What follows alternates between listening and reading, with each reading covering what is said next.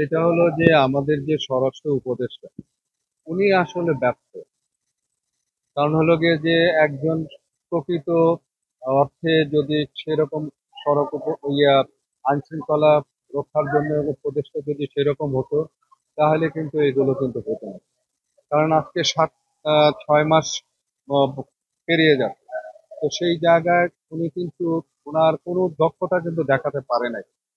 তো এবং তারপরেও কিন্তু উনি কিন্তু এটা ছেড়েও দিচ্ছেন না, এবং প্রধান উপদেষ্টা ওনাকে বলছেন না ছেড়ে দেওয়ার জন্য। আমি মনে করি প্রথমেই যেটা মনে করি যে উনি আসলে ওনার দক্ষতা দেখাতে যেহেতু পারছেন না, এবং আইন শৃঙ্খলা পরিস্থিতি অবনতি এমন ভাবে চরমে গিয়েছে। তো সেই জায়গা থেকে উত্তরণ করতে গেলে এখানে একজন শক্ত সামর্থ্য এবং সেরকম একজন মানুষকে কিন্তু উপদেষ্টা হিসাবে কিন্তু আনা দরকার আমি মনে করি। কারণ হলো যে সারা দেশে কিন্তু শুধু সেটা না, আপনারা চিন্তা করে দেখেন যে কক্সবাজারে মানে আমাদের যে বিমান বাহিনীর ইয়েতে সেইখানে পর্যন্ত হামলা হয়। তো এটা তো খুব মানে একটা খারাপ অবস্থা।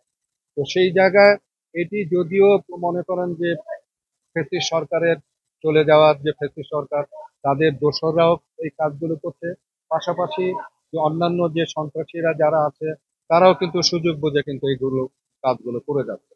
তো সেই জায়গায় যদি আপনার এই এই এইরকম যদি মানে স্বরাষ্ট্র উপদেষ্টা যদি থাকে, তাহলে কিন্তু উনি কিন্তু নিয়ন্ত্রণ করতে পারছেন না।